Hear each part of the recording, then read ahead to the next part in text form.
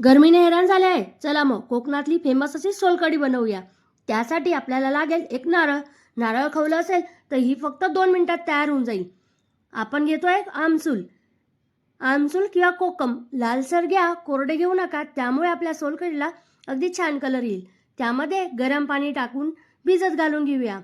त्यानंतर नारळ खवून घ्यायचा आहे. नारळाचे तुम्ही पीसेस करून यूज केले तरी चालतील. खवल्यावर त्याचा दूध अर्क चांगल्या प्रकारे निघतो, त्यामुळे खवलं तर प्रिफर होईल. आपण 1 वाटी खवलेला नारळ घेतला आहे. त्यामध्ये 1 मिरची, 1 इंच अद्रकचा तुकडा, 2 लसणाच्या पाकळ्या घेतल्या आहेत. त्यानंतर त्यात 1 चमचा जिरे टाकले आहे. चवीनुसार मीठ, भिजलेले आमसूल. यामध्ये आपण आता एक सिक्रेट इंग्रेडियंट्स टाकणार आहे, त्यामुळे आपल्या सोलकढीचा कलर आणि स्वाद अगदी छान होईल. 3-4 तुकडे बीटचे, 1 ग्लास गरम पाणी. त्यानंतर मिक्सरमध्ये फिरवून घेऊया. आता एक चाळणी घेतली आहे, त्यावर कॉटनचा एक रुमाल ठेवून घेऊया.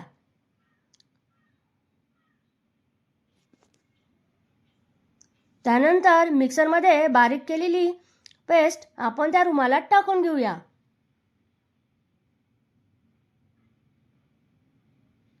सर्व बाजूने पकडून आपल्याला नारळाचं दूध बाहेर काढून घ्यायचं आहे.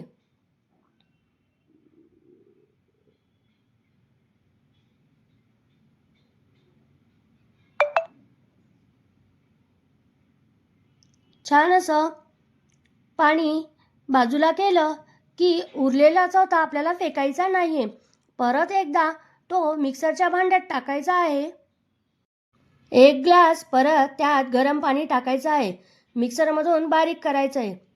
दोन्ही वेळेस नक्की गरम पाणीच यूज करा, त्यामुळे स्वाद आणि त्याचा अर्क चांगल्या प्रकारे निघतो.